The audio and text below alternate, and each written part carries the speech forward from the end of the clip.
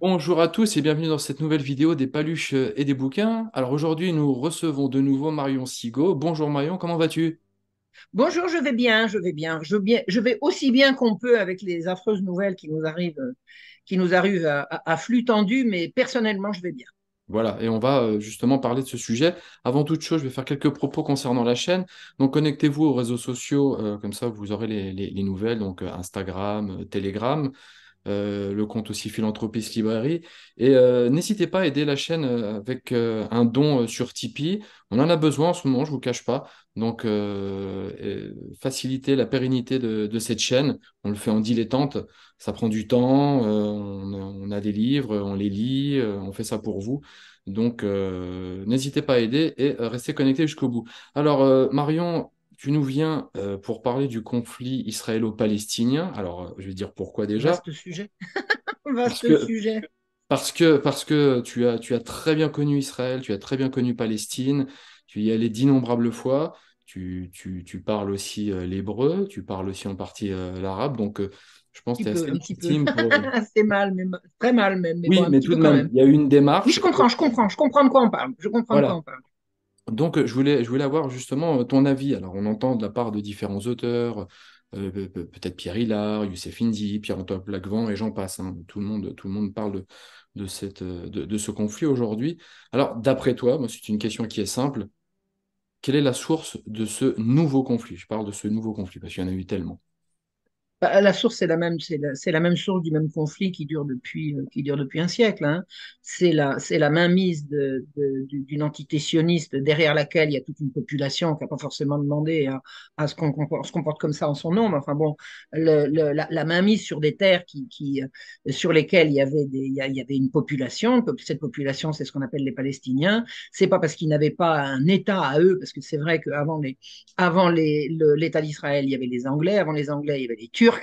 Donc, il est exact que la Palestine, en tant qu'État indépendant, n'a jamais existé. C'est pour une raison, pour mettre ces habitants dehors. Je veux dire, les Palestiniens, ils avaient leur terre, ils avaient leur maison, ils avaient leur culture, ils avaient leurs journaux, ils avaient leurs écoles. Enfin, je veux dire, la Palestine, c'est pas parce que vous n'avez pas un État indépendant que vous n'existez pas en tant que tel. Imaginez qu'il y ait des gens qui arrivent en Corse, qui mettent tous les Corses dehors en disant vous n'avez jamais eu d'État corse, donc foutez-nous la paix, sortez. Non, c'est pas parce qu'il n'y a jamais eu un État corse qu'il n'y a pas une Corse avec des habitants, une culture, etc. Donc la mainmise s'est faite. Enfin, il y a eu 1948 qui a été quand les Anglais qui s'étaient installés là à l'issue de la Première Guerre mondiale, quand ils ont laissé la place à un État, à un nouvel État qui s'est appelé l'État d'Israël et qui s'est installé d'une part, une partie de la Palestine qui leur avait été allouée lors d'un vote aux Nations Unies et sur la partie qu'ils ont conquise par la force, par la Peut-être guerre. Balfour, on peut parler, c'est ça? Non, traité de Balfour, c'est 1917. Là, je parle de 1917, d'accord. 1948. Là, je parle de 1948. Donc, il y a eu, à partir de 1948, une tragédie palestinienne qui s'est divisée en plusieurs parties. Vous avez les Palestiniens qui ont été chassés des terres qui ont été prises par la force par Israël. Ces Palestiniens se sont installés en Cisjordanie, qui était sous gouvernement euh, jordanien, et vous avez une autre partie qui est restée en Israël, qui sont devenus les citoyens arabes de l'État juif. Et ça, c'est encore un autre problème, c'est le problème que j'ai le mieux étudié. Donc, vous avez eu en 1967 une nouvelle guerre.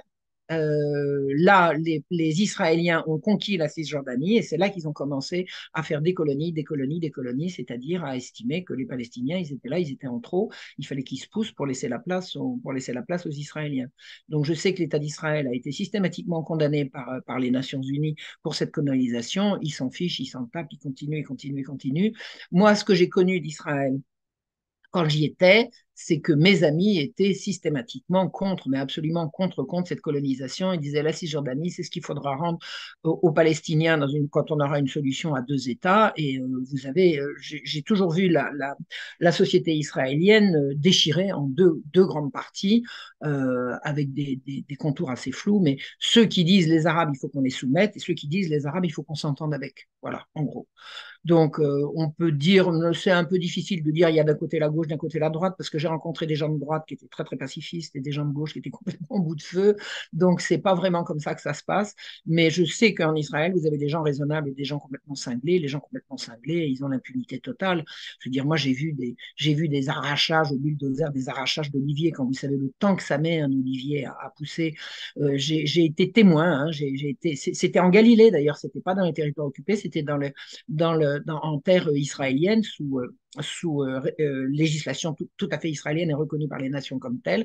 J'ai vu des bulldozers arracher une oliveraie entière et j'ai vu le propriétaire de l'oliveraie regarder ça. Je l'ai même photographié. C'était insoutenable, insoutenable. Insoutenable.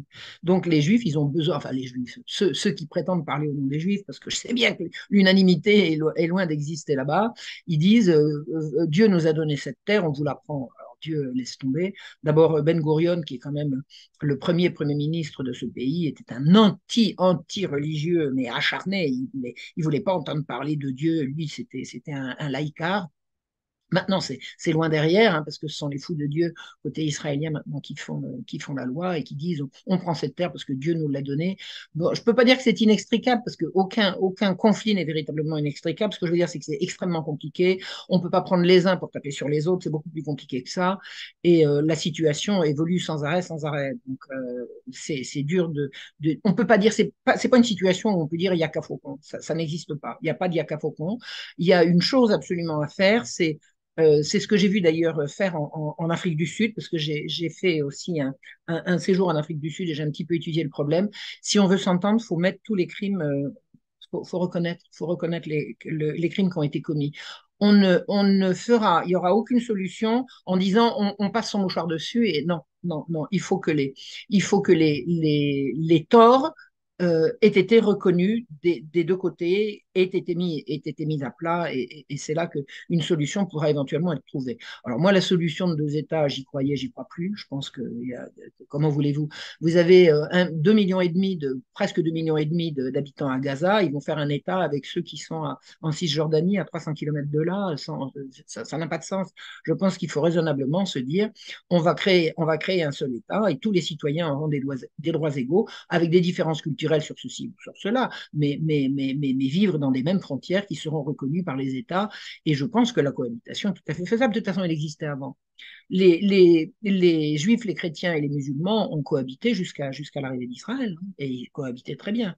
D'ailleurs, moi j'ai connu des Palestiniens qui me l'ont raconté à Nazareth. Moi j'avais mon ami Mansour Kardosh qui est mort maintenant, qui me disait un jour de fête des rameaux à la basilique de Nazareth, il me disait, regarde Marion, tu vois ce monsieur-là, c'est un musulman, tu vois cette dame-là, c'est une musulmane. Tout le monde était rassemblé sur le parvis à la sortie de la messe.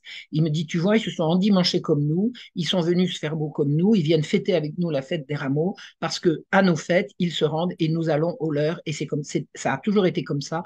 Et il me dit, tu m'aurais dit ça il y a 30 ans, je t'aurais dit, et tu vois, celui-là, il est juif et celle-là, elle est juive.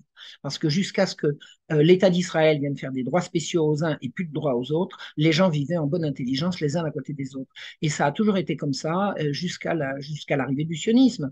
Donc on ne peut pas dire jusqu'à l'arrivée des juifs, puisque des juifs, il y en a toujours eu. Il y en a toujours eu. Donc ce n'est pas les juifs en tant que tels qui ont créé le chaos, c'est une idéologie, une politique qui consiste à dire que un État gouverné par une minorité va imposer sa loi à la majorité présente. Et la majorité, elle se réduit. Alors, elle aurait dû se réduire à peau de chagrin, ça n'a pas été le cas, parce que les Palestiniens ont été beaucoup, beaucoup, beaucoup chassés, mais ils font énormément d'enfants.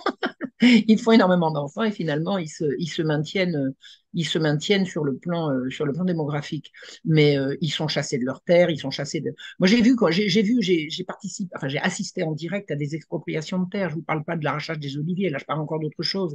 J'ai vu l'armée arriver, mettre des barbelés sur un bout de terrain où la veille encore j'allais chercher du thym en fleurs avec mes amis de Zaatar, le fameux Zaatar. C'est Mmh.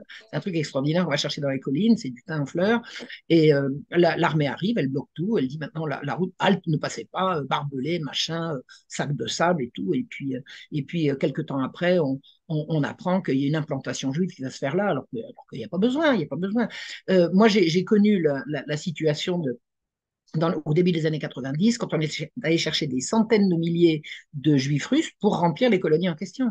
C'est-à-dire qu'on va chercher des gens pour remplir les colonies. Et on ne fait pas des colonies pour mettre des gens qui sont là, on va chercher des gens pour remplir les colonies qu'on a créées à cet effet. Donc ça, c'est la réalité que j'ai vécue de là-bas, que j'ai vécue là-bas. Je l'ai vécu avec beaucoup de passion, avec beaucoup d'émotion, parce que avant de connaître les Palestiniens, j'ai connu les Israéliens. Je me suis fait vraiment des amis de cœur, des amis pour la vie. Et ensuite, j'ai connu les Palestiniens et ça a été la même chose. Je ne suis pas passé de l'un à l'autre, j'ai rajouté l'un sur l'autre et je souhaite véritablement, sans beaucoup d'optimisme à court terme, mais je souhaite véritablement que les choses s'apaisent et qu'une authentique cohabitation puisse se faire comme elle avait lieu avant. Mais ça, il faut une volonté politique pour le faire et la volonté politique, pour l'instant, elle ne s'exprime pas. Il y a peut-être Alors, des mentalités qui ont changé avec les nouvelles générations. Je crois qu'ils sont beaucoup plus durs sur le sujet. On le voit, tu sais, on voit passer quelques vidéos, notamment où tu parlais comment dirais-je, la cohabitation entre chrétiens, musulmans et juifs. On voit qu'aujourd'hui, c'est très difficile. Des gens qui passent avec une croix et mais ce sont des agités qui les voilà, attaquent, c'est qui pas la crachent population. volontairement dessus ou ce genre de choses, tu vois. Mais c'est pas l'Israélien de base qui fait ça. Ce sont des gens qui sont fanatisés. Ce sont des groupes fanatiques. Faut pas confondre les groupes fanatisés activistes avec la population de base. J'ai l'habitude de dire, hein, excusez-moi, chers auditeurs, si je me répète un peu, mais je me suis toujours plus quand j'étais en Israël et que je disposais d'un véhicule pour mes déplacements, de prendre systématiquement des gens en autostop. Et j'ai remarqué que dans le huis clos d'une voiture, si vous grattez un tout petit peu, les gens les plus fanatiques, vous les forcez vous les incitez à dire ce qu'ils pensent vraiment, ils font dans l'arme et ils disent mais c'était mieux avant, mais on s'entendait avec eux et pourquoi on ne s'entendrait pas, etc., etc. C'est-à-dire vous avez un langage officiel, un langage public, que tout le monde affiche pour se faire bien voir, pour se noyer dans la masse. Et ensuite, quand vous discutez avec les gens, quand vous essayez de les faire parler avec leur cœur, ils font dans l'arme et ils disent autre chose. Ils font dans l'arme et ils disent autre chose. Et je l'ai vu plein de fois, mais plein de fois. Je le raconte dans mes différents livres. J'ai écrit un livre qui s'appelle Du kibbutz à l'intifada, dans lequel je raconte ça, mais je le raconte aussi dans mon livre sur Mansour Kardosh, dans Libre femme de Palestine. Toujours eu des anecdotes très très belles à raconter sur la fraternisation possible et sur le fond du sentiment des gens. Ils veulent pas. Ça veut dire quoi? On est les plus forts, on est les plus forts. Combien de temps on va croire qu'on est les plus forts? La roue tourne. On sait très bien que la roue tourne. Aucun empire n'a jamais duré L'Empire au-delà romain, 2000 ans, il s'est effondré. Oh ben, en moins de 2000 ans, l'Empire byzantin s'est effondré, l'Empire perse s'est effondré, tous les empires s'effondrent, tous les empires s'effondrent. L'Empire britannique est en cours, en cours d'effondrement. Hein. L'Empire britannique, on ne peut pas dire que l'Empire britannique s'est effondré puisqu'il a changé un peu d'allure, il s'est déplacé vers l'Occident, mais c'est quand même toujours bien l'Empire britannique qui dirige le monde et il est en cours d'effondrement.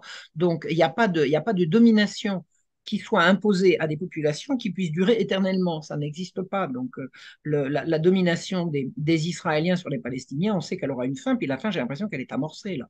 Il y a un tournant, là. Il y a eu un tournant. L'attaque du 7 octobre, là, c'est un tournant. Je ne pense Ça me pas que ça semble. soit une attaque faux drapeau, justement, afin de donner légitimité aux J'ai pas de l'impression. mettre en place le Je n'en plan sais rien. Milon, Je, le je, Grand Israël. ouais, Je ne crois. Alors, le Grand Israël, alors parlons-en, le Grand Israël.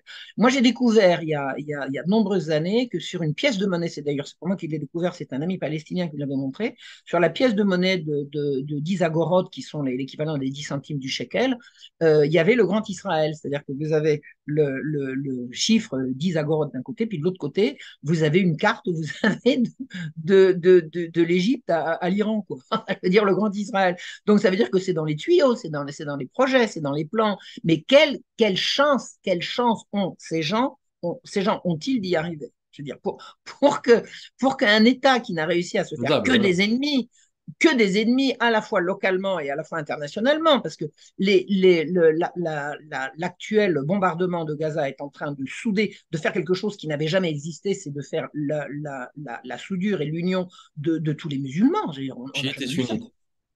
Chiites et sunnites. On n'a jamais vu ça avant. Ils sont en train. quelle chance ont-ils, peuvent-ils espérer de réaliser leur plan?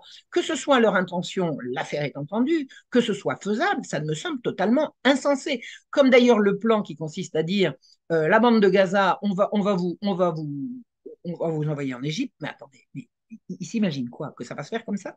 Que ça va se faire comme ça?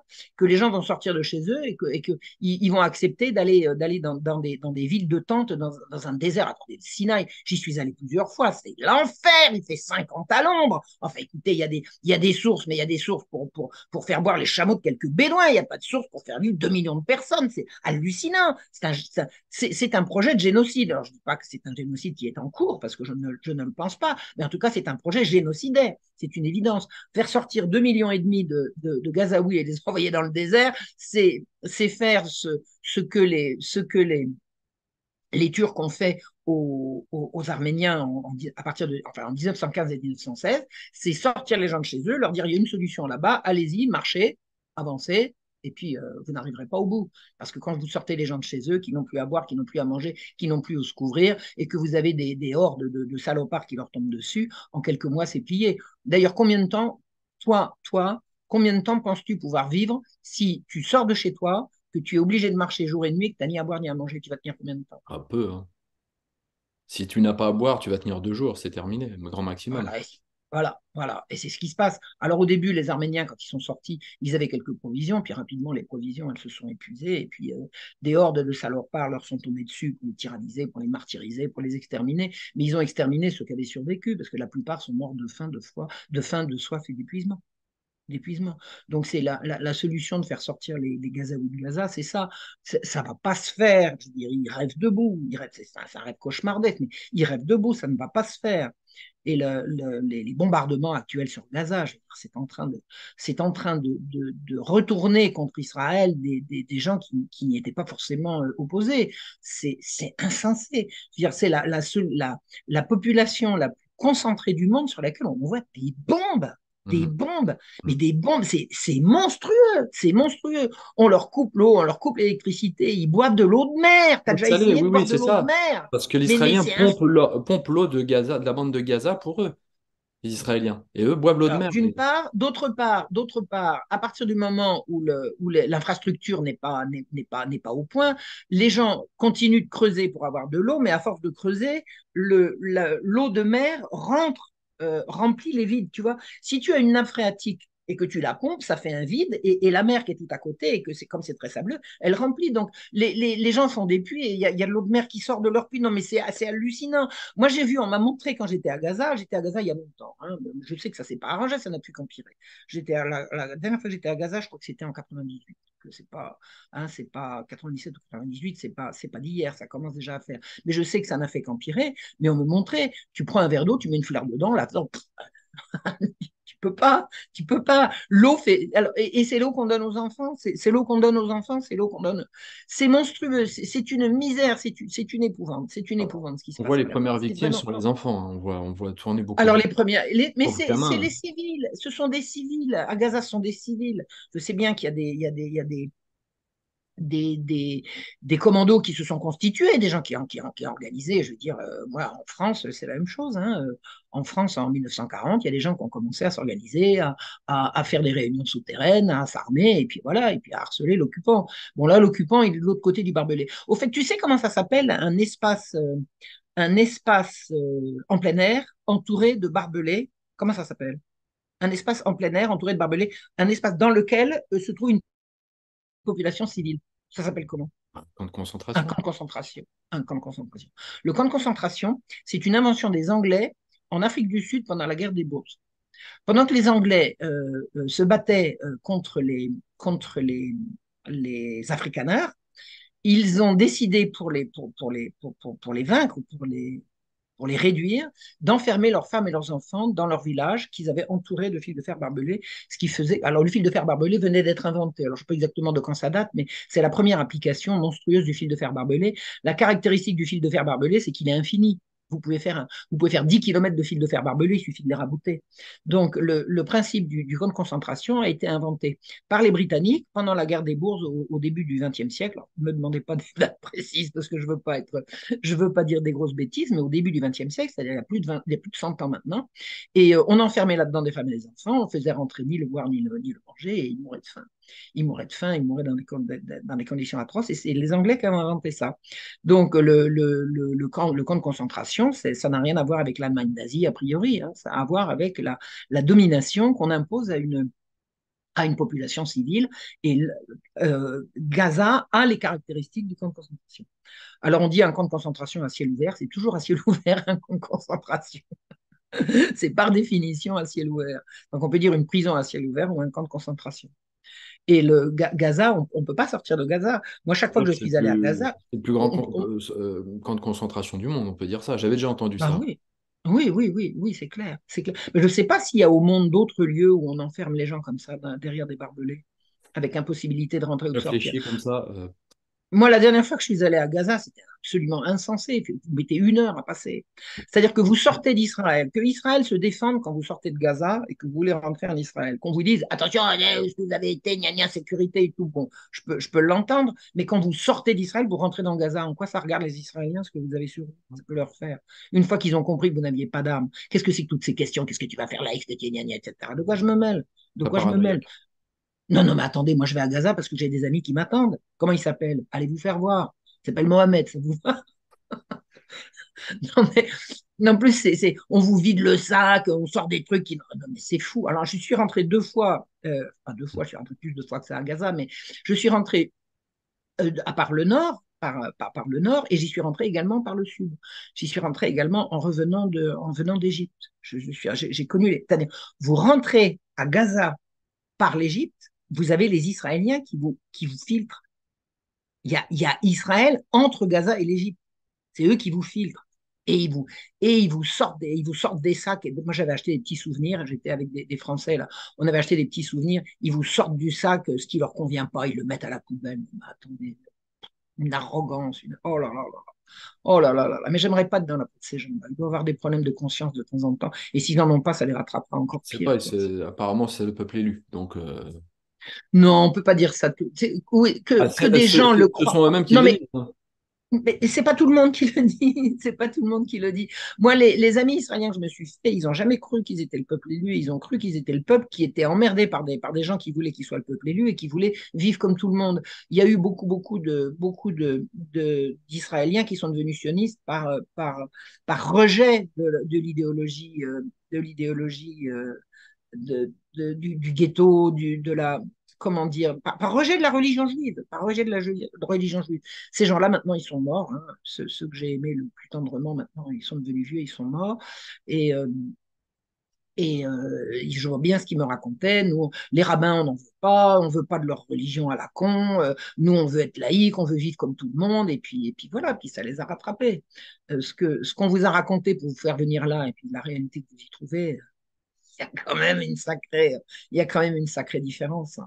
Il y a quand même une sacrée différence. Voilà. Comment vois-tu le devenir là de ce nouveau Bah, conflit? Est-ce que tu penses que ça va se rallonger encore? Parce qu'on voit le Liban aussi, ouais. ça commence à remonter sur le Liban. Ça, on y songeait. Quand j'ai vu ça, je me suis dit, oh là là, le Liban aussi va reprendre encore. Alors, le Liban va prendre la situation à l'heure actuelle, elle est la suivante. Les Israéliens sont soutenus, enfin les Israéliens, le pouvoir israélien, d'accord, hein, le pouvoir en place, tient grâce au soutien de l'Amérique et de l'OTAN, en gros. Hein. Bon.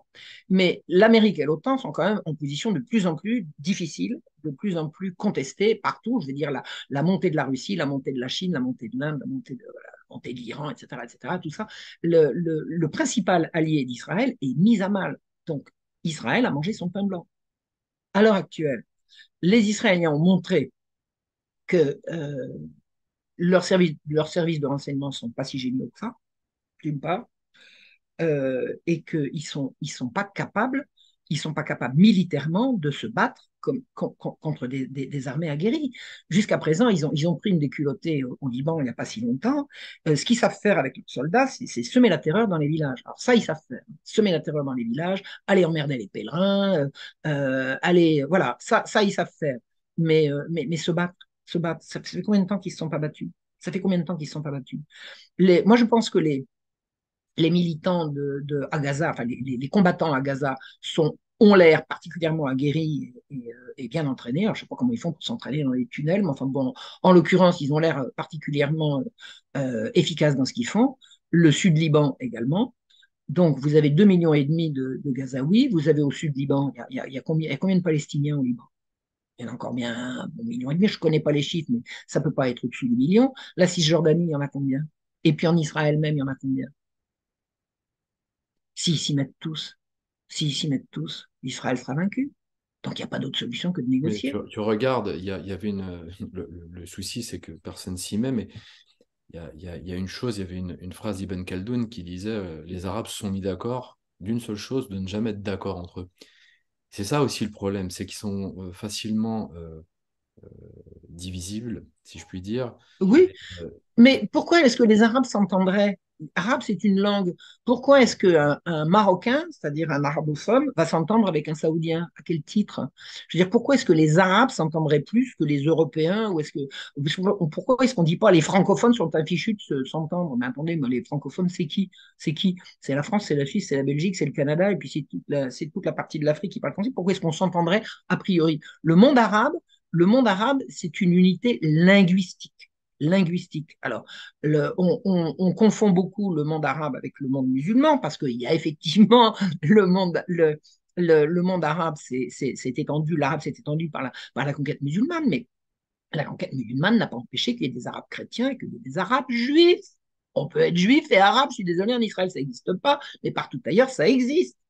Un juif qui parle arabe de naissance, ça s'appelle un arabe de religion juive.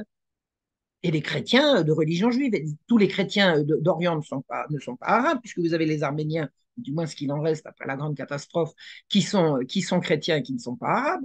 Mais tous les chrétiens de Syrie, tous les chrétiens d'Irak, tous les chrétiens du Liban sont des Arabes. Ce sont des Arabes. Alors on ne peut pas dire le monde arabe. Pourquoi est-ce que le monde arabe devrait être uni? Je le souhaite, je le souhaite. Moi, c'était le rêve de mon ami Mansour Kardosh. Il me disait, oh là là, l'unité du monde arabe, Nasser, il rêvait de Nasser. Bon, on a vu ce que ça a donné, mais ça ne veut pas dire que ce rêve soit absolument impossible. Mais pourquoi leur reprocher, a priori, de ne pas s'entendre? S'entendre sur quoi? S'entendre sur quoi? Est-ce que les intérêts d'un Bédouin sont les intérêts d'un homme d'affaires à Beyrouth? oui, certes, mais après, vu qu'ils sont concentrés, qu'il y a un petit pays qui est au milieu d'eux, il y avait potentiellement quelque chose à faire. Donc, bon, c'est après par Oui. des alliances, c'est impossible. Il y a des allégeances qui sont faites de tel pays à tel pays à d'autres, tout simplement. Donc elles sont vraiment dans la capacité de pouvoir se faire. Hélas, hélas, hélas, hélas. En tout cas, j'ai l'impression que s'il y a une unité qui est en train de se faire, c'est contre Israël pour, pour que Israël arrête de massacrer les Gazaouis. Là. Il y a une espèce d'indignation qui est en train de monter. Là, on n'a jamais vu ça. Hein. On n'a jamais vu ça. Alors, les trucs d'Israël, l'armée la plus morale du monde, Alors, est-ce que qui l'indignation est créatrice de balance des rébellion, bombes. tu sais? Hein? Est-ce que l'indignation est potentiellement créatrice d'insurrection ou de rébellion? Ça, c'est là la question aussi. C'est ça, ça suffit pas. Ça ne saurait suffire. Ça ne saurait suffire. Ça ne saurait suffire. C'est évident. Mais j'ai alors c'est pas vraiment des informations, c'est des rumeurs qui me viennent d'Israël. Hein. C'est pas vraiment vérifié, mais il me semble quand même qu'il y a dans la société israélienne des gens qui veulent vraiment pas que ça se fasse en leur nom. Et ça, moi, je les ai connus quand j'étais en Israël. Les Israéliens que je fréquentais, c'était ceux-là, quoi et qui étaient prêts à faire barrage de leur corps pour défendre leurs frères les frères palestiniens contre l'injustice. Ça, je les ai connus, ceux-là. Je les ai vraiment tendrement aimés. Alors, je peux plus aller les voir parce que mais je leur fais un petit coucou quand même parce que je les ai pas oubliés. Je peux plus y aller, simplement, je peux plus y aller. Mais voilà, si je devais y aller, je retournerais les voir, des gens qui ont une conscience et qui ne défendent pas qui ne se battent pas pour protéger leur frère ou leur coreligionnaire ou leur leurs proches, mais le principe de l'humain, quoi. Voilà. Tu sais, il y a un joli, alors j'ai appris l'arabe, j'ai appris un dicton arabe tellement, tellement joli, je vais te le dire. On dit Ahsan jar qarib min akh ba'id. On dit il vaut mieux un voisin proche qu'un frère éloigné. C'est pas beau ça? C'est pas beau ça. Et c'est ça la solution à terme, c'est ça, c'est de s'entendre entre voisins, puisqu'on est proches, plutôt que de frères qui sont à l'autre bout du monde, avec lesquels nous lient des faux liens de fanatisme, voilà. L'humanité là, intéressante, c'est celle qui se joue sur celui qui est à côté de toi, sur ton proche. Ton prochain, c'est le prochain, c'est ce que c'est ce que disent les Écritures. Très bien. Alors, ce sera le mot de la fin, Marion, parce qu'on a réduit l'émission à quelque chose de court et de condensé que je trouve beaucoup mieux. Là, tu as dit vraiment l'essentiel. Et puis, J'espère. tu as permis aussi de parler un peu de ton expérience passée. Mhm. C'est intéressant parce qu'il y a eu ce qui s'est passé avant, puis ce qui se passe Mhm. aujourd'hui. Ton regard, je pense, est important. Donc voilà, cher Même auditeur. avec le recul, hein, parce que ça fait Oui, longtemps que oui, j'y oui, suis bien sûr. parlé. Bien sûr, bien sûr, bien sûr. Donc j'espère que cette vidéo vous aura plu, cher auditeur. N'hésitez pas à retrouver Marion sur sa chaîne. Je vais la mettre en Ouais. lien dans la description, là en dessous de la vidéo. Aidez la chaîne, je vous le demande, hein, sincèrement, on a besoin. Un petit don Tipeee, ça nous aidera vraiment, vraiment, vraiment, vraiment. Alors n'hésitez pas. Voilà, Marion, bien, je te remercie Ok. de ta venue. Au revoir. Et puis, Merci, merci de m'avoir invité. Merci de me c'est donner la toujours un parole. plaisir. Et puis, je te dis C'est à très important. bientôt. Au À revoir. bientôt. Au revoir.